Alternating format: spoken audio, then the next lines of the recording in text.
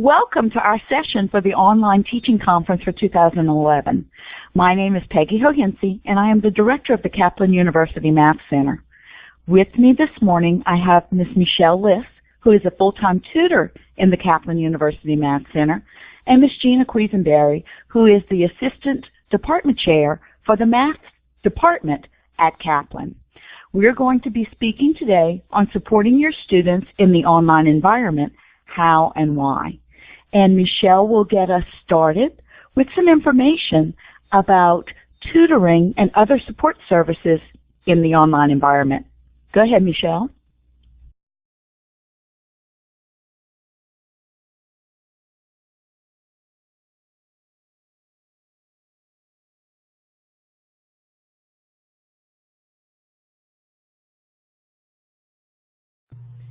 I'd like to talk about one of the benefits of online services. First of all, it is user-friendly. It is super easy to use. It can be available when students need help most. For us, most of our tutoring hours are at night, and we also have a lot of asynchronous services as well. There's also no travel required, meaning as long as you have a computer, you can access the help that we have. It helps students with family obligations. This really helps with trying to find childcare. There's also an anonymous setting, and many students feel more comfortable because no one knows them or judges them. We have very diverse online resources, and it's very good for challenged and ESL, ELL students because they can then learn with confidence. I'd like to talk about the Kaplan University Math Center model. Let me tell you about the services that we offer. Our first service is live tutoring. Live tutoring is done in an Adobe Connect room, and I will show you in a minute what that looks like. We also have writing and math modules. These are learning tutorials. Some of them are avatar-based, which we will also talk about in a few minutes. We have a question and answer service. We can answer your questions 24 hours a day, 7 days a week, and that is done by our tutors in our tutoring center. We also carry writing and math workshops monthly throughout the month on a variety of different topics.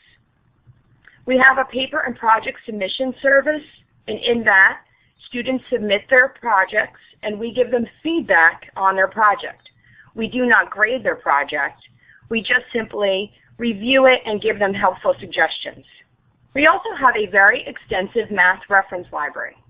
We have modules, which are like tutorials, vodcasts, which are pre-recorded workshops, and a variety of other documents such as sample problems and tables that might be helpful to our students. So what does our live tutoring platform look like? As I mentioned earlier, we use the Adobe Connect platform. And what would happen is you would have a chat area where students put in who they are, and then we have a little welcome message to our students. In this setting, students will tell us what they need help with, and we will then set them up in a breakout room. The nice thing about Adobe Connect platform is the following. Both the tutors and the students have the ability to talk as long as they have a microphone. Students and tutors can share their screen, which is extremely helpful when you're doing things with Excel. Also, the tutors and the students can write on the whiteboard, which also gives students a very interactive type of environment for being an online service. Let's talk a little bit about creating some of our multimedia materials. We can archive our recordings from the Beating platform. Now, in that platform, which is Adobe Connect for us, we do many things. We take our workshops and we record them so that we can post their link on our Math Center site. We also take our modules, which we create most of the time through PowerPoint, and we then record them again in an Adobe room so that we can, again, have that link for our students. There's also a lot of nice screen capture programs, such as Jing, Camtasia, Captivate, and Screencast-O-Matic. Now, each of them has pluses and minuses to it. Some of them, the cost for the license can be expensive, but they can do more things. Gina is really nice because it is free for up to 5 minutes, and you can incorporate that in a variety of different things. There's also several other types of screen capture programs available, so you really have to find the one that works the best for you. I'd like to talk a little bit about avatar module examples. Research has found that using avatars helps students retain information. So let's talk about some of the options that you have. One of them is a program called Voki. One is called GoAnimate. And a third one is called Codebaby. There's also one called Crazy Talk Animator, which has great potential, but it kind of has a steep learning curve. So let me start off with Voki. Some of the advantages of Voki are the following. It's free, it's designed for educators, it's easy to use, the lesson has a lesson plan database, and you can upload your own voice. Some of the disadvantages may be that your characters aren't really lifelike, that there's limited backgrounds and characters, and you'll see in a second that this box image may limit you for actual instruction. So what I'd like to do is go take a quick field trip and show you an example of Voki.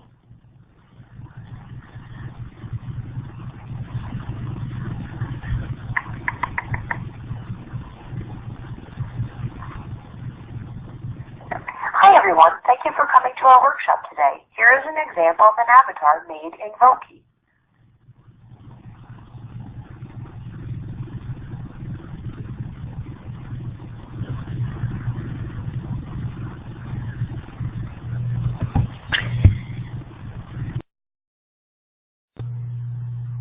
As you can see, we also have the link to that Voki as well so that you can check that out in the chat area.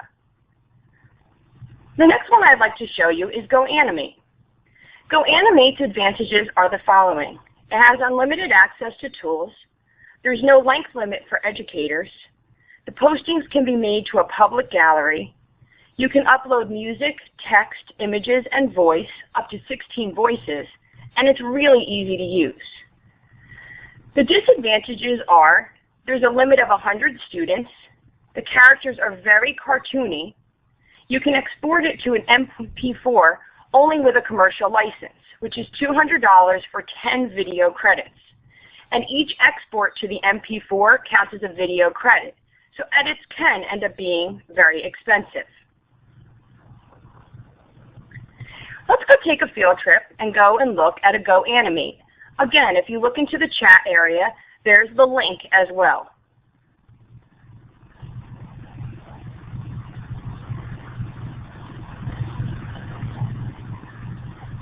Hi everyone, thank you for coming to our workshop today.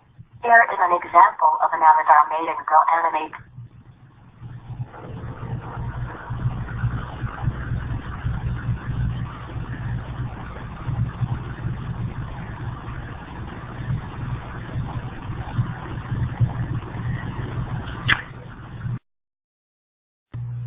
The next one I'd like to show you is the Codebaby. Now, the advantages of Codebaby are the following. It's very lifelike. It has multicultural characters. It has a huge database of voices, characters, and actions. You can upload your own voice, and there's a 45-day free trial. The disadvantages are that e-learning doesn't offer web hosting. There's definitely a steeper learning curve, and the price varies by the institution size. So again, let's go on a little field trip and watch an avatar created using Codebaby.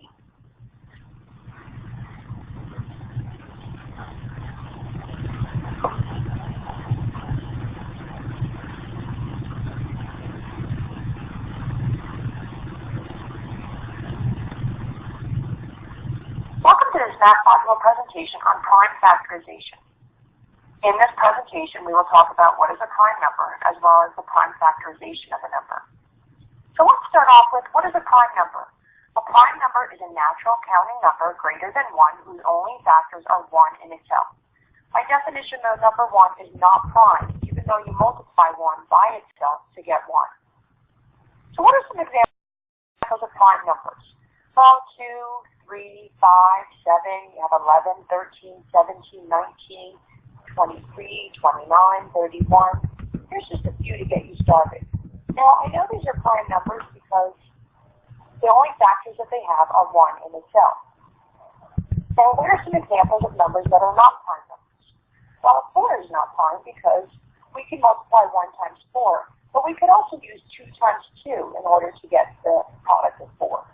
24 is not prime because besides 1 times 24, we could do 2 times 12, or 3 times 8, or 4 times 6. They all will give me a product of 24. So what's prime factorization? Prime factorization means taking a number and rewriting it as a product of 2 or more prime numbers. So let's say we wanted to find the prime factorization of 10. One of the nice ways to do this is what's called using a factor tree. I'm going to take the number 10 and ask myself, what are 2 numbers that multiply to give me 10 other than 1 and 10? How about 2 times 5? 2 is a prime number, so I can stop there. And 5 is a prime number, so I can stop there. Therefore, 10 can be written as the product of 2 times 5. This would be the prime factorization of 10. Let's watch another one. Let's think of prime factorization of 8. Well, let's think of 2 numbers that multiply to give me 8 other than 1 and 8. How about 2 times 4? Well, 2 is a prime number, so we can stop there. 4 is not prime, but let's break it down. We're going to break it down to be 2 times 2. And both of these 2's are prime, so we can stop there. That means that 8 then is the product of 2 times 2 times 2, which we can break that as 2 to the third. That would then be the prime factorization of 8. Let's look at the prime factorization of 20. Well, let's say we have 20.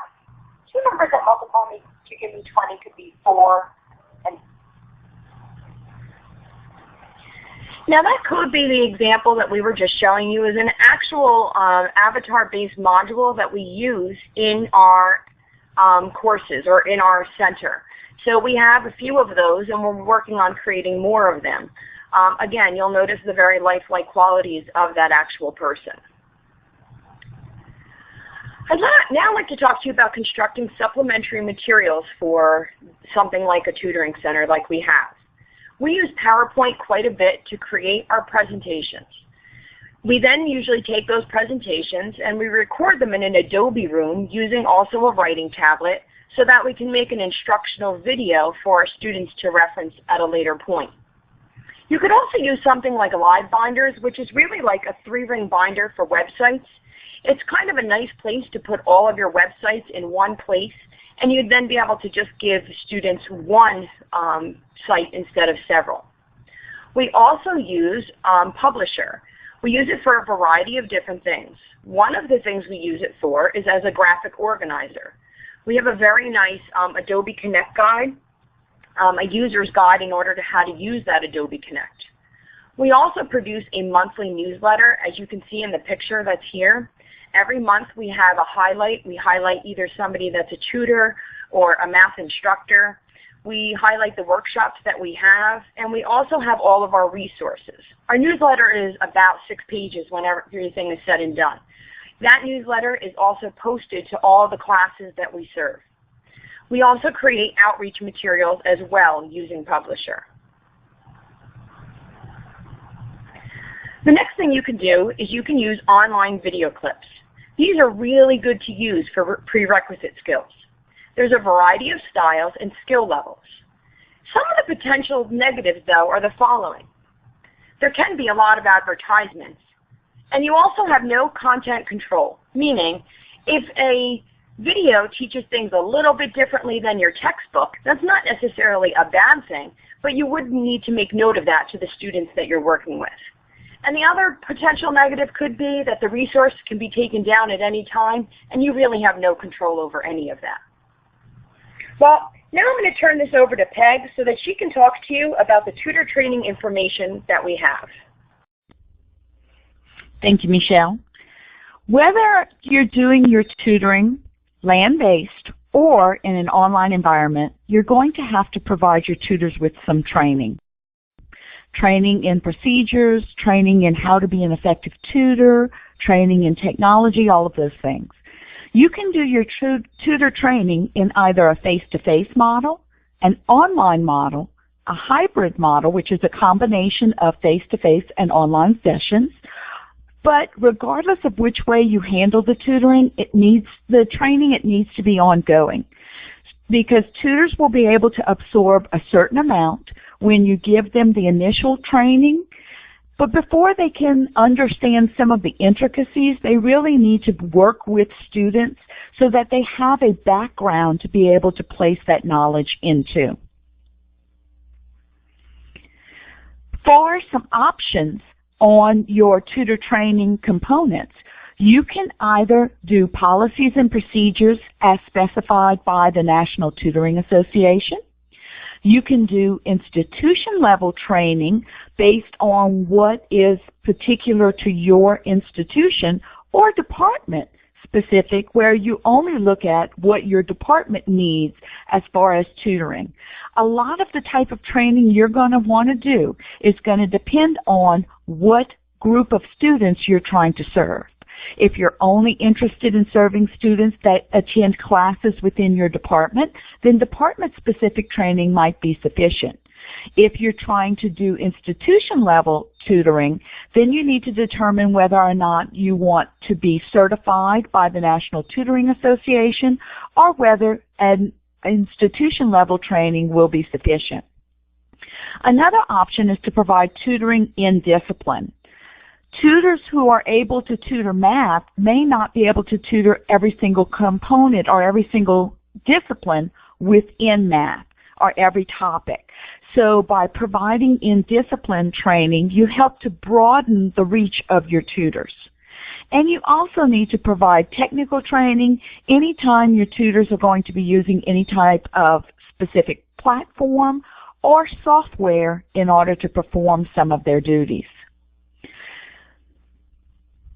With the National Tutoring Association, there's some benefit to using their particular resources.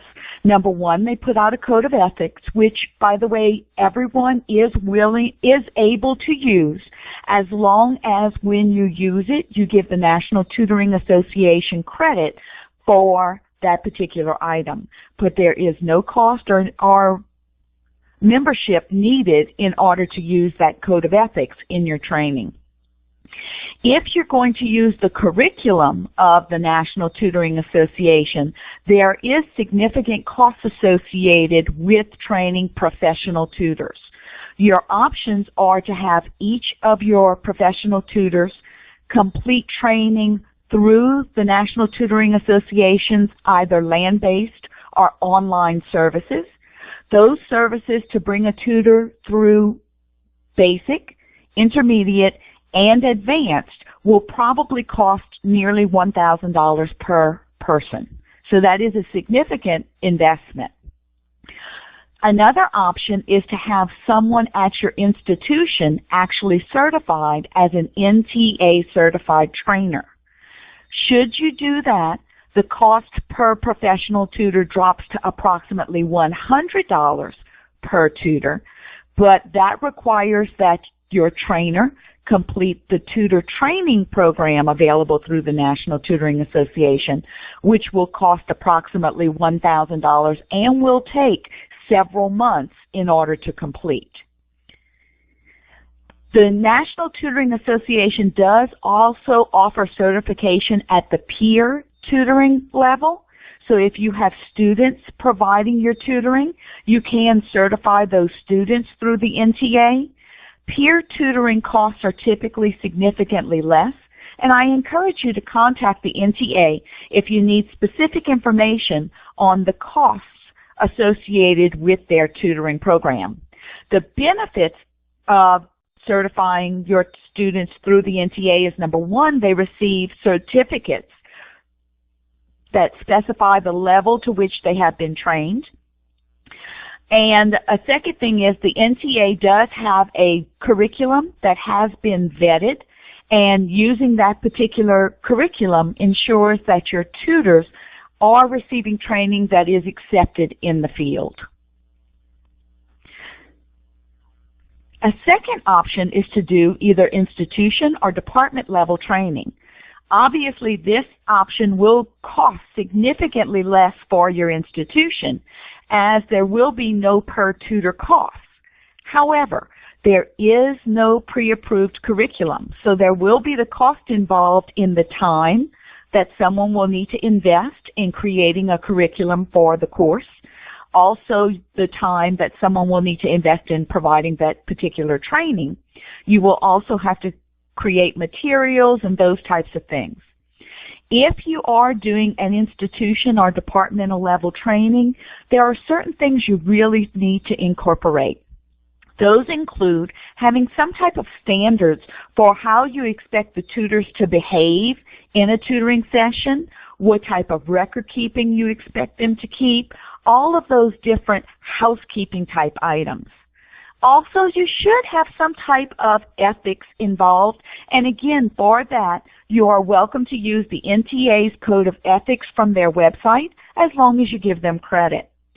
And your tutor training really should include some information about the legal decisions that are related to providing instruction and supplemental instruction.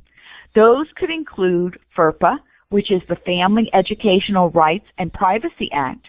And what FERPA does is it explains that the rights that a parent has as far as information about the student and privacy information prior to the age of majority, which is typically 18, those rights are transferred to the student at the age of majority. So you cannot, under any circumstances, share any of the student's information without the student's express permission, even to family members. Another important legal decision is IDEA, which is the Individuals with Disabilities Act. IDEA typically protects children, and so if your institution or tutoring center provides any tutoring for students under the age of 18 who have disabilities, that IDEA would be an important piece of legislation to understand. If your students are over 18, at that point, ADA and Section 504 kick in, and those protect adults who have disabilities from in institutions receiving federal assistance. So if your institution receives any type of federal funds, you must meet the requirements under ADA and Section 504.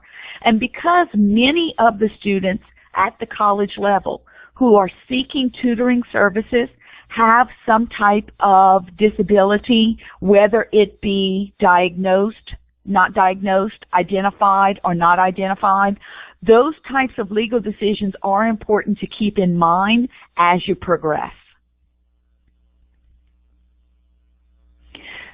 Another type of training that's important for your tutoring is in-discipline training, so that your tutors can learn topics that are specific to the areas that your students will be coming in for tutoring. Here, a great way to take advantage of the expertise housed within your department is cross-training. Cross-training is extremely cost-effective because you don't have to bring in an expert. It's also a great way to recognize the experts within your department because they are the people who know the information better than anyone else. For example, an instructor who teaches a particular course would be a great person to provide cross-training for the tutors who will be working with students in that course. Another important aspect of in-discipline training is key topics. Knowing the topics that the students most often come in for tutoring assistance with. Those topics are going to be the ones that you're going to want to highlight in any type of discipline training and make sure that you have resources available to the tutors so that they can have something to draw from when they're working with a student in that area.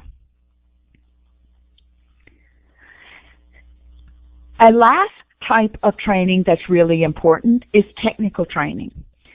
Tutors are going to be using different types of platforms, software packages, and different possibly pieces of hardware in order to provide the tutoring, in order to do record keeping, and in order to do object creation or learning object creation for your center or tutoring area, or even possibly for your department and course references. In order to provide those, the tutors will need some type of training in how to use the technology. Here is another area where it could be really great to use something like Publisher so that you can create graphic organizers or guides that you can hand out to the participants in a training program so that they not only get the training at the time, but that they also have a reference to go back to in order to use when they're actually working with the software or the platform.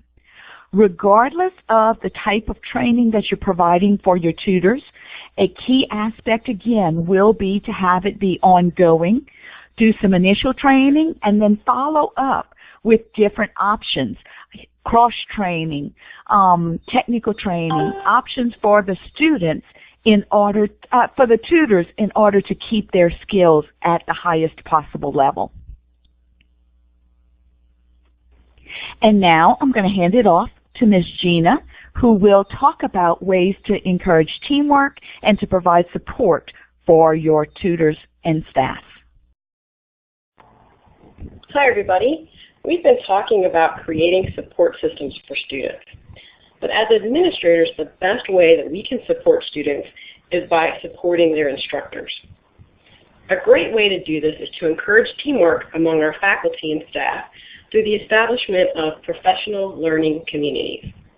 According to Garrett, a PLC is distinguished by 3 key elements: a focus on learning, professional collaboration, and a focus on results. In this format, quote, a team of educators works together to read and discuss research strategies they would like to try, and then they evaluate the results. At Kaplan University, we support collaboration between our faculty by pairing up teachers with similar interests and then watching as the magic happens as they pull their considerable resources together.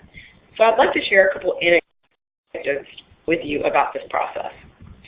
In the first story, one of our instructors contacted the chair about presenting for the department. She was interested in using JPEGs in the announcements area of our online classroom to help keep students' interest. The chair was aware that 2 other faculty members were researching ways to spice up their announcements using HTML and images and introduced the 3 informally via email. The collaboration within this dynamic group resulted in a departmental presentation, a group paper, and a session at KU Village, which is our university-wide conference sponsored by our Center for Teaching and Learning. According to one group member, she says, Carrie's JPEG idea completely changed how I approach announcements in my course. So that definitely says a lot. In a simpler situation, a mentor-mentee relationship developed into a lasting collaboration, which resulted in presentations at the departmental, university, and national level about an amazing tool called Glog.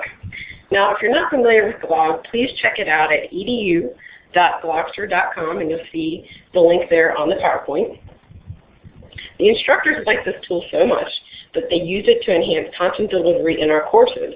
But the effect of this collaboration did not stop at the departmental or even at the university level. As the word got out among the university about the power of Glog, people began to share their knowledge with their children's teachers, and now 4th and 5th grade kids of our faculty who used to fight doing book reports are begging to do them on Glog. Our department also adopted a classroom in Louisiana, and one faculty member used Glog to invite people to her son's birthday party where she collected school supplies for the students in that county. This ripple effect clearly shows the power of collaboration and getting teachers excited about new ways to reach students.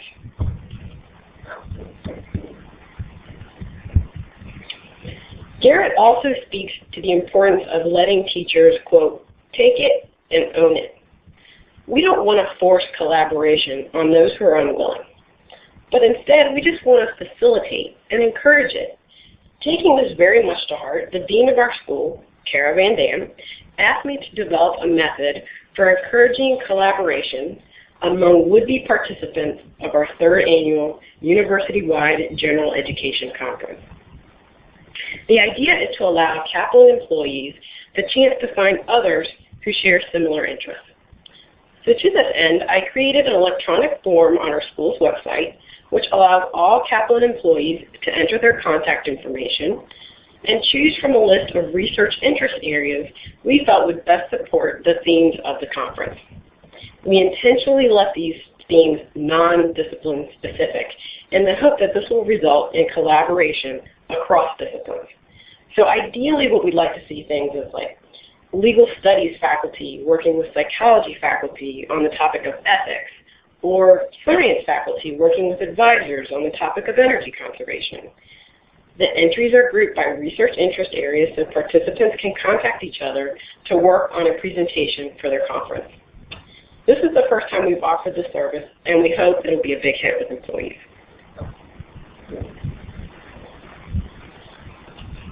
Okay, so besides facilitating introductions and offering a matching service of sorts for our faculty, how can we encourage their professional development? In the math department at Kaplan University, we've designated a portion of our website to what we're calling the Professional Development Corner. The idea is to streamline the professional development efforts of our faculty members by researching and gathering a list of credible PD opportunities. In the Professional Development Corner, we have links to 2011 conferences and their call for proposal deadlines, recordings of past faculty meetings and training modules, lists of PD resources such as workshops available through the Center for Teaching and Learning, and contact information for working with Kaplan Publishing. We've also made reporting PD hours a snap through access to an online form. Okay, so now we've covered the importance of encouraging collaboration and manager support for professional development.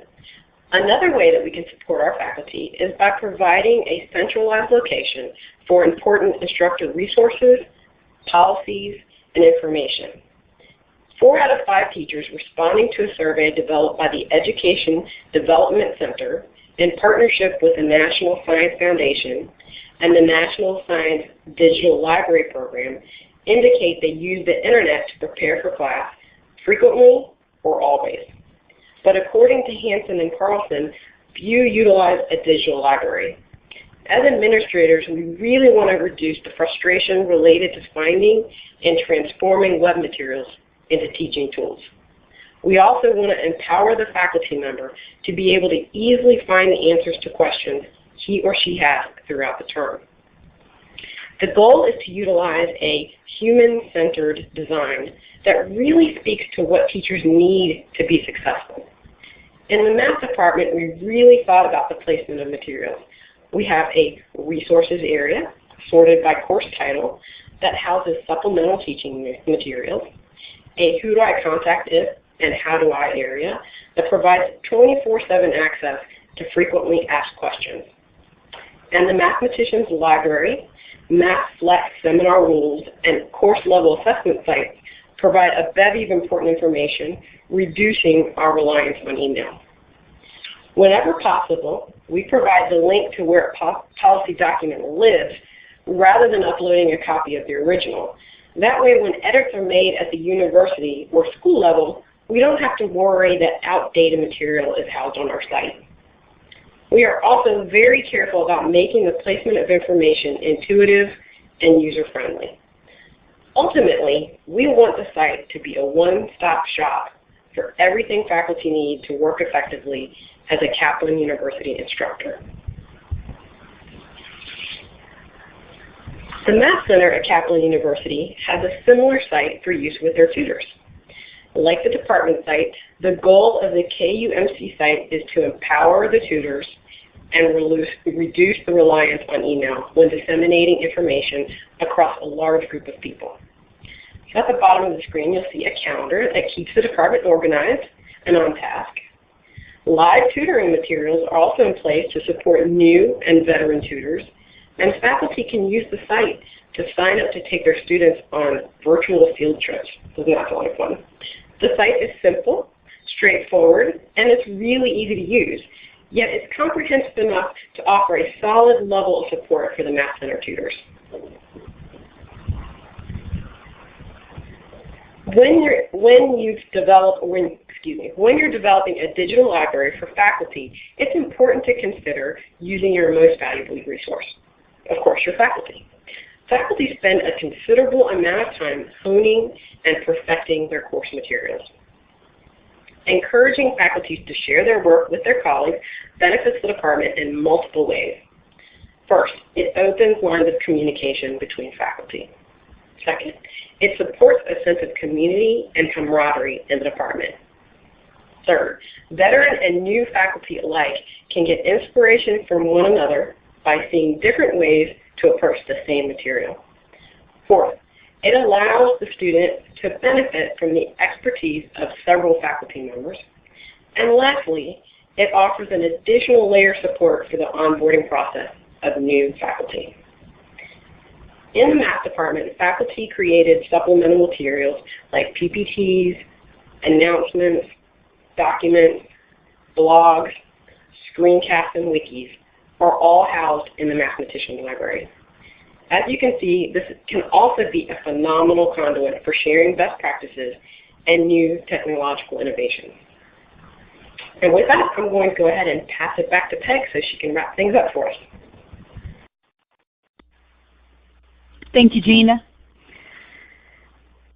So here we do have some important links that I would like to share with you. On those important links, of course, we have Kaplan, Illuminate, WebEx, TechSmith, because TechSmith is where you'll find information about Jing and Camtasia, Math.com, LiveBinders, Screencast-O-Matic, Codebaby, Glogster, which Gina mentioned about the glogging, Google.com for educators. If you haven't checked that out yet, you really need to, because there's a lot of resources available on Google. Adobe for Adobe Connect, GoAnimate and Voki for some of the avatar modules. PDF is a great place to get a PDF writer that works for nearly every software package. The way that one works is when you send something to print, instead of going to a printer, it goes to the PDF writer. So even if you don't have other software on your computer that can create PDFs, Qt PDF Writer can create one from just about any software package. And then, of course, lastly, Merlot.org, where you'll find lots of great resources online for adding instructional information to your classes. Also, we have our list of references, of course. And lastly, we have the link to the evaluation for this session. I hope that you will take the time to complete the evaluation so that we can improve conference sessions for the future. I also encourage you to take a look at many of the other outstanding sessions that are available at the Online Teaching and Learning Conference for 2011. Hope you enjoyed our session and have a great day.